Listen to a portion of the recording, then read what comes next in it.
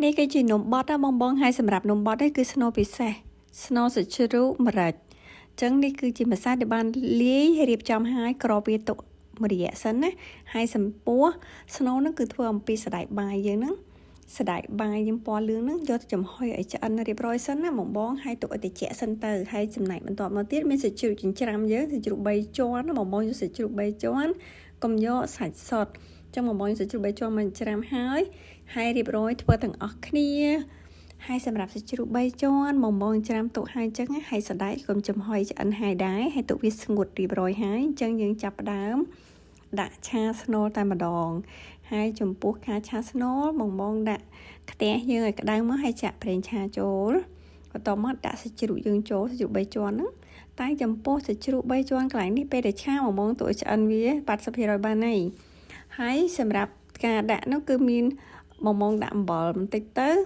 ហើយស្ករបន្តិចទៅហើយម្រេចបងអត់ត្រូវការដាក់ប្រេងខ្យងដាក់អីទៀតទេបងដាក់តែម្រេច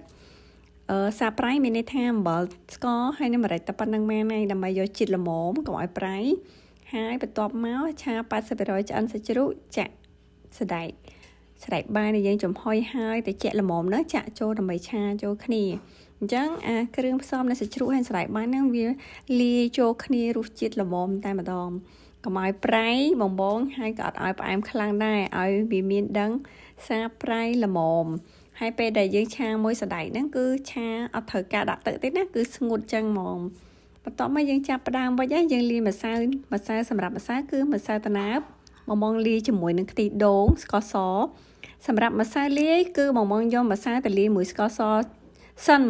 ដើម្បីឲ្យងាយស្រួលម្សៅនឹងវាហុយស្ងួតចឹងណាលាយជាមួយស្ករសក៏ងាយស្រួលចូលសព្វល្អដែរបន្ទាប់មកចាក់ខ្ទិះដូងទឹកយើងចំបាច់ម្សៅនឹងឲ្យស្អាតហើយផ្អាប់វាទុកម្សៅយើងនឹងរយៈពេល1ម៉ោងឯងចម្រាំតែយើងឆាសាច់ឆ្អិនចាំយើងយកមកវិចហើយសម្រាប់វិចហ្នឹងគឺម្សៅបងចំបាច់វាឲ្យសប៉ែតហើយបានដាក់ស្នូលសណ្តែកយើងមូលកដាលមូលចំបាច់ស្នូលសណ្តែកឲ្យមូលទៅហើយដាក់ចំកដាលម្សៅហើយយើងដាក់វិចបាននៃបងហើយចំពោះវីដេអូនេះខ្ញុំធ្វើកាត់លឿនកុំឲ្យប្រើពេលវេលាបងស្ដាប់យូរចាគឺខ្ញុំវិចបែបនេះស្លឹកចេកបងយកទៅលាងទឹកហើយជូតឲ្យស្ងួតហើយយកទៅអាំងនឹងភ្លើងដើម្បីទន់ហើយកាត់តាមទម្រង់ស្លឹកចេកយើងឲ្យស្អាតហើយយកមកវិចខ្ចប់បានទេបងហើយសម្រាប់ចំពោះការ